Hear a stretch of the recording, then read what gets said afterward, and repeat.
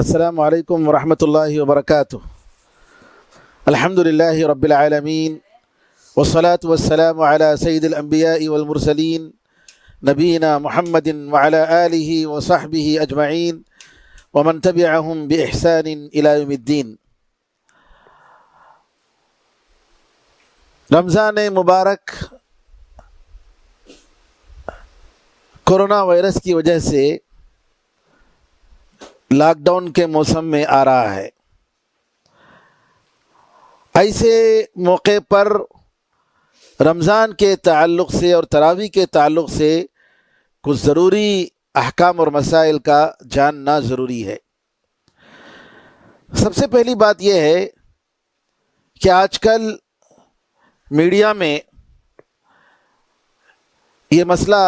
اٹھایا جا رہا ہے کہ روزے کی وجہ سے آدمی کی امیونٹی پاور، قوت دفاع کمزور ہو سکتی ہے اور اس کی وجہ سے انسان کے جسم پر، اس کی صحت پر اثر پڑ سکتا ہے، اور روزہ رکھنے سے ہو سکتا ہے کہ نعوذ باللہ اس وائرس کا حملہ روزے دار پر ہو جائے۔ اس کی وجہ سے بعض لوگ یہ غلط فہمی پھیلا رہے ہیں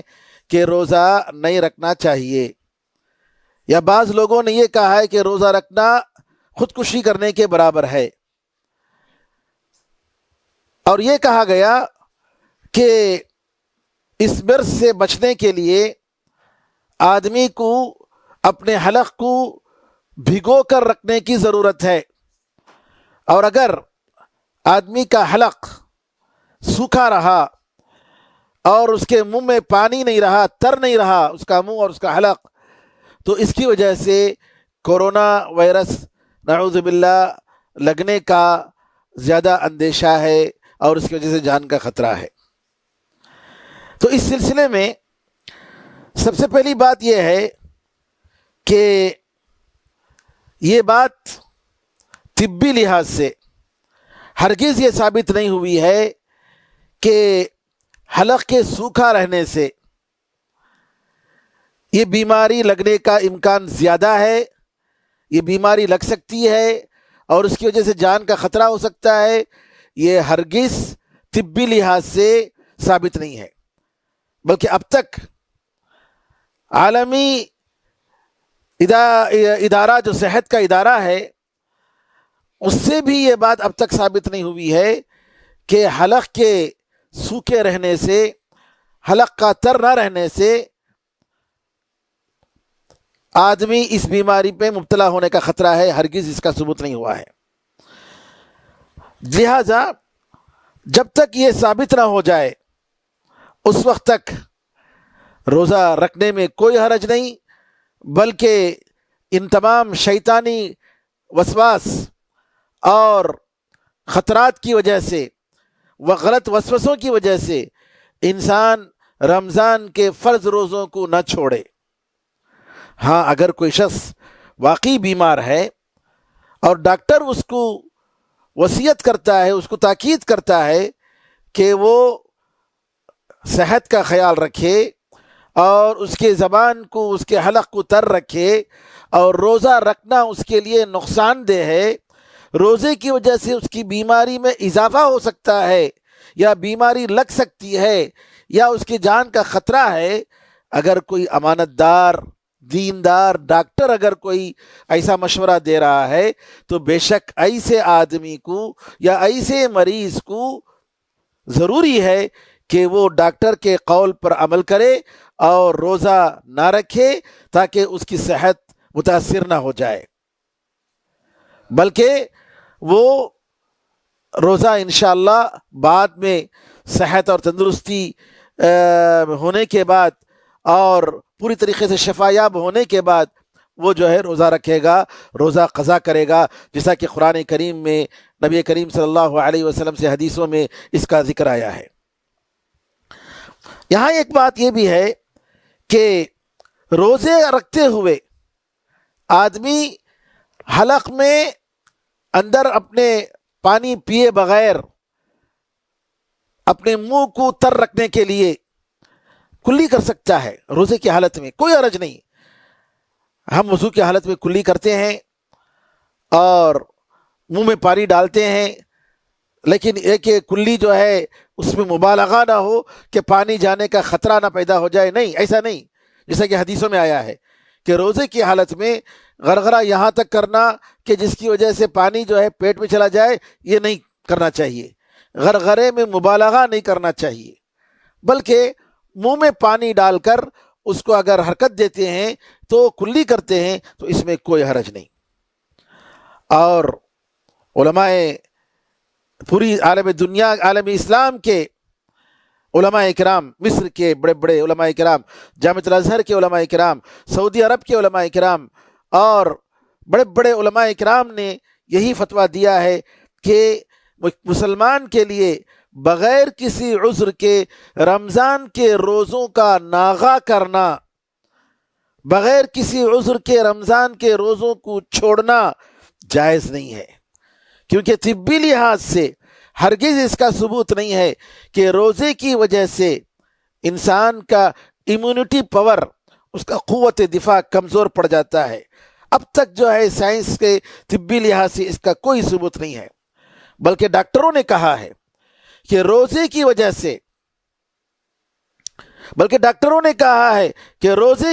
سے آدمی کا قوت دفاع بڑھتا ہے اور اس کے اندر جو زہریلی مادہ جو ہوتا ہے اس کے جسم میں وہ کم ہو جاتا ہے، اور یہ امیونٹی پاور اللہ تعالیٰ کی طرف سے ایک انعام ہے، ایک نعمت ہے، اور اس نعمت کی بنیاد پر انسان جو ہے آسانی سے اس کا روزہ رکھ لیتا ہے۔ تو لہٰذا اس بات کا خیال رکھیں کہ روزہ ان چیزوں کی وجہ سے، ان افواہوں کی وجہ سے، ان غلط فتووں کی وجہ سے روزہ نہ چھوڑیں، بلکہ اگر آپ کو ڈاکٹر یہ تاکید کر رہا ہے آپ کو خاص طور پر کہ آپ روزہ رکھیں گے تو آپ کے لیے خطرہ ہے، آپ کی بیماری بڑھ سکتی ہے، تو آپ روزہ نہ رکھیں۔ انشاءاللہ صحت یاب ہونے کے بعد، تندرست ہونے کے بعد میں آپ قضا کر لیں۔ اسی طریقے سے جیسا کہ آپ کو معلوم ہے کہ یہ لگنے والی بیماری ہے اور لگتی ہے اللہ تعالیٰ کے حکم سے ہی، تو ایسی صورت میں ہم ایسے اسباب اختیار نہ کریں کہ جس کی وجہ سے بیماری لگنے کا خطرہ ہو جائے۔ کیا مطلب؟ اجتماعی طور پر سحری کرنا، اجتماعی طور پر سب جماعت کی شکل میں بیٹھ کر افطار کرنا، سارے رشتہ دار سب جمع ہو جا کر 3-4 گھروں کے ایک ساتھ بیٹھ کر افطار کرنا، نہیں، یہ مناسب نہیں ہے۔ یا نماز پڑھنا، اپنے اپنے گھر میں نماز پڑھیں،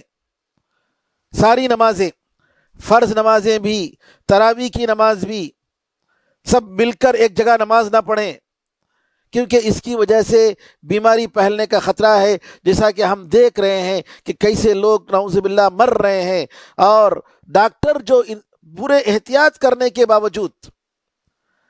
اپنے حفاظتی انتظامات کرنے کے باوجود، ایک ایک نے 2 ڈریس اور ماسک اور گلوز وغیرہ پہننے کے باوجود کئی ڈاکٹر سبحان اللہ یہ اس میں وفات پا گئے ہیں۔ ایسی صورت میں ہمارا فرض بنتا ہے کہ ہم اپنے آپ کو بچائیں، جیسا کہ اللہ تعالیٰ کا حکم ہے، اور اپنے آپ کو خطرے میں ڈالنا یہ نعوذ باللہ خودکشی کرنے کے برابر ہے، جو اسلام میں حرام ہے، کسی بھی طریقے سے جائز نہیں۔ بغیر ضرورت کے گھر کے باہر نہ نکلیں، پاکی صفائی کا پورا خیال رکھیں، عبادات، اذکار، نوافل، قرآن کریم کی تلاوت، نیک عمل، صدقہ و خیرات میں مصروف رہیں، جیسا کہ آپ کو اس سے پہلے اس کی عادت رہی ہے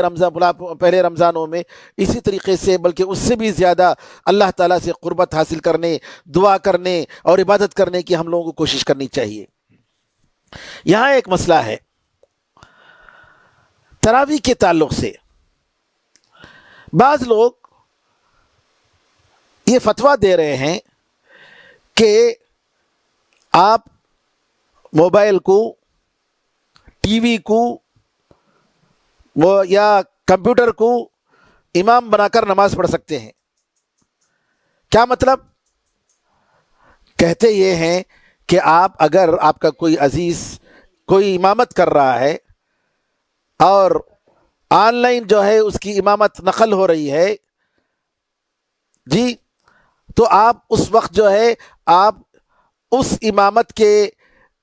کو فالو کرتے ہوئے، اس امام کو فالو کرتے ہوئے اس کے پیچھے آپ اپنے گھر میں اس کی اقتدا کر کے آپ نماز پڑھ سکتے ہیں۔ نعوذ باللہ من ذالک، یہ فتویٰ علماء کرام نے کہا ہے کہ یہ بالکل ہی غلط فتویٰ ہے۔ اکے دکے کسی ایک شخص نے کہہ دیا ہے تو ایسے لوگوں کی باتوں کو لینا نہیں چاہیے۔ اختلافی مسائل میں علماء کرام، جو بڑے بڑے علماء کرام ہیں، اہل حق علماء کرام، جو قرآن اور حدیث کا علم رکھتے ہیں اور ان کے پاس دین کا پورا صحیح تصور اور کامل تصور موجود ہوتا ہے، ایسے علماء کے فتووں کو سن کر اس پر عمل کرنا چاہیے۔ آج افسوس کی بات یہ ہے کہ آدمی اپنی مرضی کے مطابق جب کوئی فتویٰ ملتا ہے تو اس کو لیتا ہے۔ اسی کو کہتے ہیں فتویٰ شاپنگ کرنا، مرضی کا فتویٰ لینا اور اس پر عمل کر لینا۔ یہ جائز نہیں ہے میرے بھائیوں، یہ ہرگز جائز نہیں ہے۔ اس لیے جو لوگ اس قسم کا فتویٰ دیتے ہیں کہ آپ موبائل پہ کسی کی نماز کی اقتدا کر سکتے ہیں، موبائل کی یا کسی بھی ٹی وی میں یا اور کسی چیز کی جب آن لائن نماز ہو رہی ہے تو آپ دنیا کے کسی بھی چپے سے یا اپنے پڑوس کے گھروں سے آپ ان کے پیچھے نماز پڑھ سکتے ہیں، یہ ہرگز جو ہے شرعاً جائز نہیں ہے۔ یہی علماء کا، جمہور علماء کا، بلکہ سارے علماء کا یہی فتویٰ ہے۔ اب یکے دکے جو ہیں ان کا جو فتویٰ ان کا اعتبار ہی نہیں ہے، کیونکہ اس میں صف کی اقتدا میں ضروری یہ شرط ہے کہ صف متصل ہوں۔ آپ اگر امام کے پیچھے نماز پڑھ رہے ہیں تو ضروری ہے کہ آپ کا صف اگلی صف سے ملا ہوا ہو۔ اللہ ہے کہ معمولی کوئی راستہ ہے اور آپ صاحب اس کے راستے کو چھوڑ کر کھڑے ہوئے ہیں، جیسا کہ حرمین شریفین میں ہوتا ہے، تو کوئی حرج نہیں۔ لیکن یہاں گھر ہی الگ، امام صاحب گھر میں نہیں ہیں، اس بلڈنگ میں نہیں ہیں، کسی اور جگہ ہیں، کسی اور فلیٹ میں ہیں، وہ کسی فلیٹ میں ہیں، آپ کسی فلیٹ میں ہیں، ایک جگہ جمع نہیں ہے۔ یہ نماز کی اقتدا کیسے ہو سکتی ہے؟ امامت کے بغیر آپ گویا نعوذ باللہ ان آلوں کو، ان فونوں کو اور ان کمپیوٹر اور ان چیزوں کو سامنے رکھ کر گویا ان کے پیچھے آپ امامت کر رہے ہیں، نماز پڑھ رہے ہیں، ان کی امامت میں نماز پڑھ رہے ہیں، کسی ایک مسلمان کی امامت میں نماز نہیں پڑھ رہے ہیں۔ ایک مرتبہ نبی کریم صلی اللہ علیہ وسلم نے ایک شخص کو دیکھا کہ وہ شخص جو ہے اکیلے صف کے پیچھے ہے لیکن اکیلے کھڑے ہو کر نماز پڑھ رہا ہے۔ نماز سے فارغ ہونے کے بعد آپ نے دیکھا کہ یہ شخص جو ہے اکیلے نماز پڑھ رہا ہے۔ نبی کریم صلی اللہ علیہ وسلم نے فرمایا کہ تم دوبارہ نماز پڑھو، تمہاری نماز نہیں ہوئی، کیونکہ اکیلے جو صف کے پیچھے نماز پڑھتا ہے اس کی صف نماز نہیں ہوتی ہے۔ اس حدیث کو شیخ بن باز رحمۃ اللہ علیہ نے صحیح قرار دیا ہے، اور شیخ مبارک فوری رحمۃ اللہ علیہ اور شیخ ابن عثیمین رحمۃ اللہ علیہ نے اس حدیث کو حسن قرار دیا ہے۔ لہٰذا تنہائی میں یا الگ سے جماعت کر کے دور صف سے کٹ کر آن لائن کسی کی اقتدا کرنا، کسی کے پیچھے مقتدی بن کر نماز پڑھنا، ایسی نماز ہوتی نہیں ہے، کیونکہ عبادات جیسے بھی ہیں یہ سب اللہ کی طرف سے ہیں، توقیفی ہیں۔ توقیفی کا مطلب یعنی اللہ نے جیسے بتایا ہے، نبی کریم صلی اللہ علیہ وسلم نے جیسے بتایا ہے، اسی طریقے سے ان نمازوں کو ادا کرنا چاہیے۔ ہم اپنے طور پر اپنی مرضی سے نماز کی شکل و صورت کو ہم بدل نہیں سکتے، امامت اور اقتداء کی شکل و صورت کو بدل نہیں سکتے۔ قرآن میں اللہ تعالیٰ فرماتا ہے ام لہم شرکاء شرعوا لہم من الدین ما لم یأذن بہ اللہ، کیا ان کے شریک ہیں؟ ایسے شریک یعنی انہوں نے جو بنا لیا ہے شریک اللہ تعالیٰ کے ساتھ، کیا ان کے ایسے کوئی شریک ہیں جنہوں نے دین میں ایسی چیزیں بنا لی جن کو اللہ نے اجازت نہیں دی؟ یعنی اللہ تعالیٰ کی اجازت کے بغیر۔ نبی کریم صلی اللہ علیہ وسلم کے طریقے کے بغیر اگر کوئی نیا طریقہ اپنایا جا رہا ہے تو یہ طریقہ اسلام میں مردود ہے۔ حدیث میں آتا ہے، نبی کریم صلی اللہ علیہ وسلم فرماتے ہیں کہ ہر کام جو ہماری سنت کے مطابق نہ ہو وہ کام اس پر مردود ہے، اس کرنے والے پر مردود ہے، وہ ریجیکٹڈ ہے، اللہ تعالیٰ اس کو قبول نہیں کرے گا۔ تو لہذا نبی کریم صلی اللہ علیہ وسلم کی سنت کبھی یہ نہیں تھی، اور نہ صحابہ سے، تابعین سے، سلف صالحین سے، ائمہ کرام رحمۃ اللہ علیہ مجمعین سے ایسی چیزیں آئی ہیں، اس کی کوئی مثال ملتی ہے۔ لہذا اپنے اپنے گھر میں اپنے امام کو بنا کر وہاں جو ہے آپ مقتدی اقتداء کر کے نماز پڑھ سکتے ہیں، آپ آن لائن جو ہے اقتداء کر کے آپ نماز نہیں پڑھ سکتے۔ علامہ ابن قیم رحمۃ اللہ علیہ فرماتے ہیں کہ اگر کوئی شخص، جب نبی کریم صلی اللہ علیہ وسلم کی یہ بات کہ صف کے پیچھے ایک آدمی کھڑا ہوا ہے تو اس کی نماز نہیں ہوگی، تو جو آدمی نہ صف کے ساتھ ہے نہ جماعت کے ساتھ ہے اس کی نماز کیسے قبول ہوگی؟ اگر وہ کسی اور جماعت کی جو وہاں پر موجود نہیں ہے اس کی اقتداء کر رہا ہو، اور اگر ہم اس کو جائز قرار دیں گے تو نعوذ باللہ اس کا مطلب یہ ہوا کہ اپنے گھر میں بیٹھ کر ہم مسجد کی اقتداء کریں۔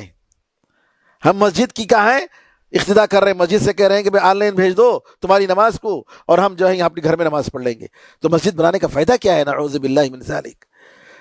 جبکہ اللہ تعالیٰ نے مسجد بنانے کا حکم دیا۔ تو یہاں کہنے کا مطلب یہ ہوا کہ یہ جو نماز کے بارے میں جو باتیں بتائی گئی ہیں جماعت تراویح کے تعلق سے کہ آن لائن امامت کر سکتے ہیں اور آن لائن امام کی اقتداء کر سکتے ہیں، یہ بالکل ہی غلط بات ہے، کسی بھی طریقے سے جائز نہیں۔ تراویح کے تعلق سے اور کچھ مسائل۔ تراویح کی نماز کے لیے یہ ضروری نہیں ہے کہ اس میں قرآن کو ختم کیا جائے۔ بعض لوگ کیا سمجھتے ہیں کہ پورا قرآن اس میں ختم ہونا چاہیے، یہ کوئی شرط نہیں ہے۔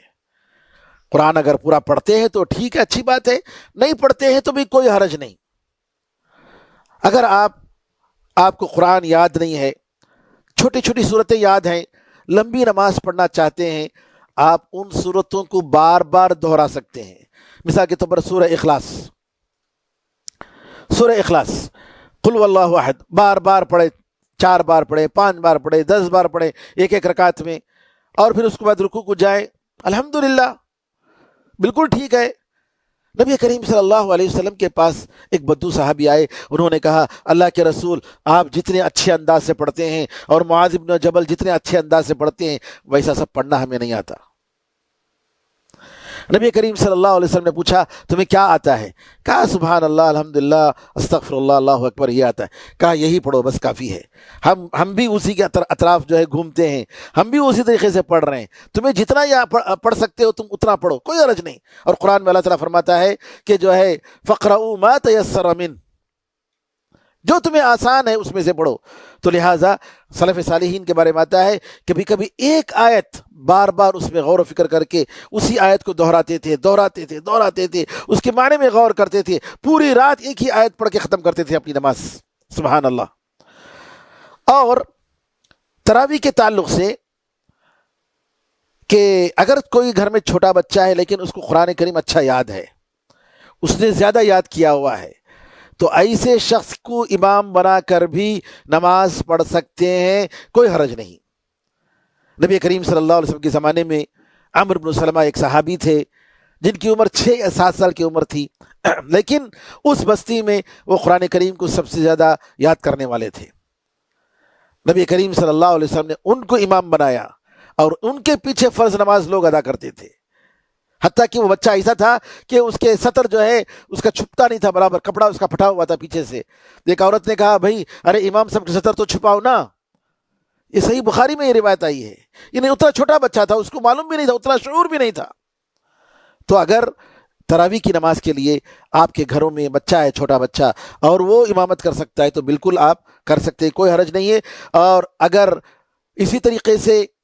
قرآن کو ہاتھ میں رکھ کر قرآن دیکھ کر تراویح کی نماز پڑھ سکتے ہیں۔ عائشہ رضی اللہ تعالیٰ عنہ کے بارے میں آتا ہے کہ رات کی نماز، تہجد کی نماز لمبی لمبی پڑھتے تھے، اور ان کا غلام ایک تھا اور اس کے غلام کو قرآن دیکھ کر پڑھنے کے لیے کہتے تھے، اور عائشہ رضی اللہ تعالی عنہا اس کی اقتداء میں اس کے پیچھے نماز پڑھتے تھے۔ تو اگر آپ قرآن پڑھنا چاہتے ہیں دیکھ کر پڑھ سکتے ہیں، کوئی حرج نہیں ہے، اور جب